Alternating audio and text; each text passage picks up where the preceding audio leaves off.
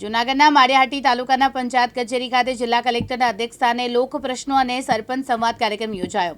જેમાં 140 પ્રશ્નો રજૂ કરવામાં આવ્યા। માળિયાહાટી તાલુકાના વિકાસને વેગ મળે અને લોકોના પ્રશ્નોને વાચા મળે તેવા હેતુથી જિલ્લા વહીવટીતંત્ર દ્વારા માળિયાહાટી તાલુકા પંચાયત કચેરી ખાતે જૂનાગઢ જિલ્લા કલેક્ટર અનિલ કુમાર રાણાવસિયાના અધ્યક્ષસ્થાને લોક પ્રશ્ન અને સરપંચ સંવાદ કાર્યક્રમ યોજાયો। ત્યારે કલેક્ટરની સાથે મામલતદાર અને ટીડીઓ તેમજ ધારાસભ્ય તેમજ તાલુકા પંચાયત પ્રમુખ સહિતના પદાધિકારીઓ તમામ ડિપાર્ટમેન્ટના અધિકારીઓની હાજરીમાં કાર્યક્રમ યોજાયો હતો। આજરોજ કલેક્ટર સાહેબના અધ્યક્ષસ્થાને માળિયા